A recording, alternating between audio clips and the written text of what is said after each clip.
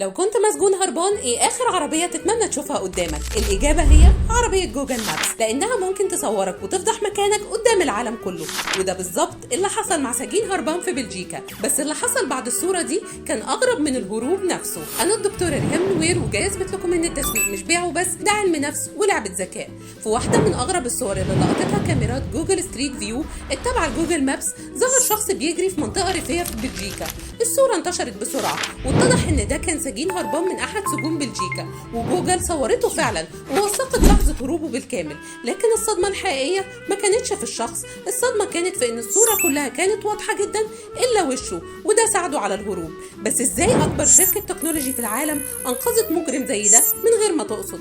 القصة وما فيها ان رغم ان كاميرات جوجل مابس صورت المكان كله، الا ان الوش كان مطموس بشكل كامل، وناس كتير افتكرت ان جوجل اتدخلت يدويا. لكن الحقيقة اغرب من كده بكثير، وهي ان اللي خفى هوية الراجل ده وشه كان الاي اي. جوجل عندها انظمة بتراجع ملايين الصور تلقائيا، واول ما الخوارزمية بتكتشف وش انسان بتعمل عليه بلور او تشويش قبل ما الصورة تنتشر. السيستم ما بيسألش ده مجرم ولا بريء ولا مشهور ولا ده شخص عادي، هو شايف قاعدة واحدة بس، ده وش انسان ولازم يتغطى. والاستراتيجية اللي بتستخدمها جوجل هنا اسمها تراست ماركتنج او التسويق بالثقة، لان جوجل فاهمة ان الناس لو حسوا ان خصوصيتهم معرضة للخطر مستحيل هيسمحوا لعربيات جوجل انها تصور الشوارع والبيوت والمدن وتصورهم هم شخصيا. عشان كده استثمرت مليارات الدولارات في حماية الخصوصية، مش بس عشان الاخلاق لكن عشان تحافظ على اهم اصل عندها وهو الثقة. لان من غير ثقة مفيش مستخدمين، ومن غير مستخدمين مفيش بيانات،